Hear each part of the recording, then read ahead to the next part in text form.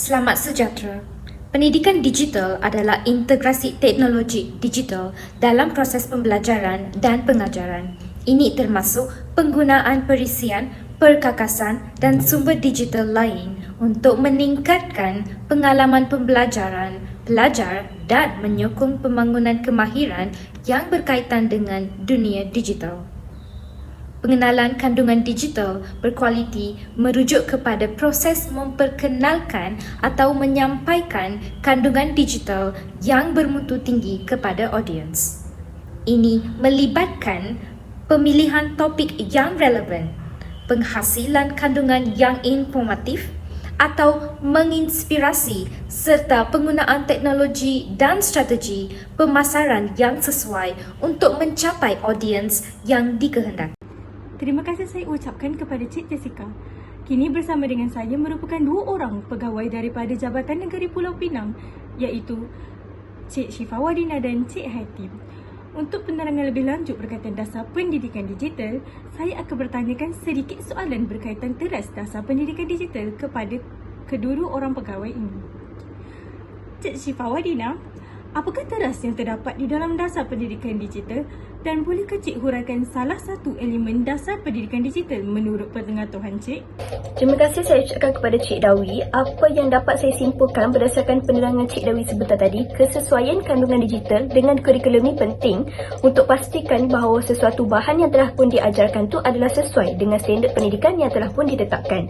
Kandungan digital perlulah berkualiti dan haruslah relevan, tepat dan juga dapat memberikan pengalaman pembelajaran yang bermakna bagi pelajar sesuai dengan kurikulum yang berlaku. Hal ini dapat membantu untuk meningkatkan kesan pembelajaran dan pencapaian pelajar pada masa akan datang. Terima kasih Cik Syifa Wadina di atas penerangan itu tadi. Seterusnya, adakah Cik Hati mempunyai sedikit penambahan berkaitan dengan tajuk kandungan digital berkualiti? Silakan Cik Hati. Dan bagi menjawab soalan Cik Dawi tadi, sebuah kandungan digital mestilah mempunyai kredibiliti dan juga menjana kebolehpercayaan. Kerana kandungan digital haruslah diterbitkan oleh sumber yang dipercayai dan yang boleh dipercayai seperti institusi pendidikan, pengarang yang berkelayakan atau organisasi yang berwibawa. Dengan itu, kita bolehlah pastikan yang kandungan digital tersebut dipenuhi dengan maklumat yang sahih. Terima kasih Cik Hati kerana telah memberikan penerangan yang sangat ringkas dan padat berkaitan dengan kandungan digital berkualiti itu tadi. Terima kasih saya ucap kepada Cik Syifa Wadina dan Cik Hati kerana sudi menjawab pertanyaan saya. Seterusnya saya akan menyerahkan kepada Cik Fatunah yang sedang berada di dalam Jabatan Pendidikan Negeri Pulau Pinang bersama pegawai-pegawai yang lain bagi memberikan penerangan yang lebih lanjut berkaitan dengan dasar pendidikan digital. Sekian sahaja daripada saya. Terima kasih. Terima kasih Cik Dawiyah bersama saya Encik Muaz dan Cik Nada bagi membincangkan mengenai dasar pendidikan digital berkualiti. Saya pasti terdapat pelbagai lagi elemen dasar pendidikan digital berkualiti yang penting untuk dikupas agar pendidik berjaya mencapai objektif PDP. Bolehkah Encik Muaz dan Encik Nada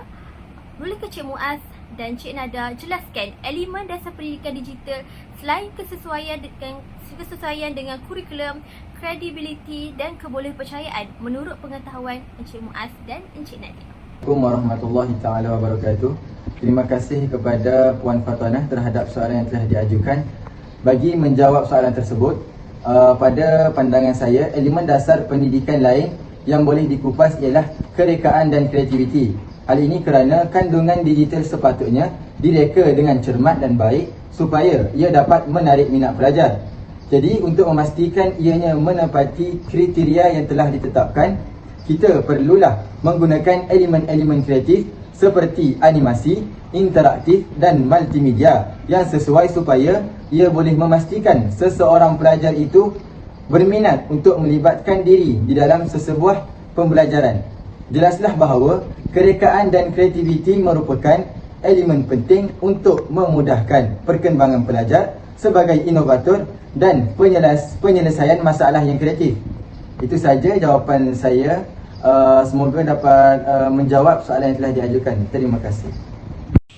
Kandungan digital mestilah disemak secara teliti untuk memastikan tiada kesalahan fakta atau maklumat yang boleh mempengaruhi pemahaman pelajar. Jadi, kita sebagai seorang guru mestilah memastikan sumber kandungan digital yang kita akses dan capai mempunyai maklumat yang tepat, lengkap dan sahih serta tidak mengelirukan mana-mana pihak.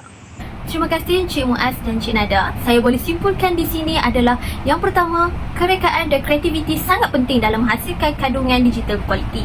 Dengan memiliki pemikiran yang kreatif dan inovatif, secara tidak langsung kita dapat menciptakan kandungan yang menarik dan relevan bagi audiens kita.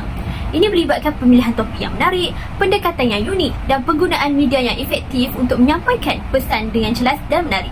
Kemudian yang kedua, kekeliruan dan kesalahan dalam kandungan digital berkualiti dapat merosakkan kepercayaan dan mempengaruhi pembelajaran serta pemahaman pengguna.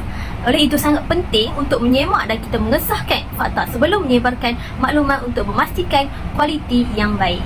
Sebenarnya, dasar pendidikan digital ini menyimpulkan perlunya integrasi teknologi dalam sistem pendidikan untuk meningkatkan relevan dan kualiti pembelajaran. Dengan menyediakan akses yang lebih luas terhadap sumber daya pendidikan digital, mengembangkan kemahiran digital dan memperkuatkan infrastruktur teknologi, pendidikan dapat menjadi lebih inklusif dan responsif terhadap keperluan zaman. Ini merupakan langkah penting dalam mempersiapkan generasi masa depan untuk menghadapi tantangan global dan memanfaatkan peluang yang ada. Sekian, terima kasih.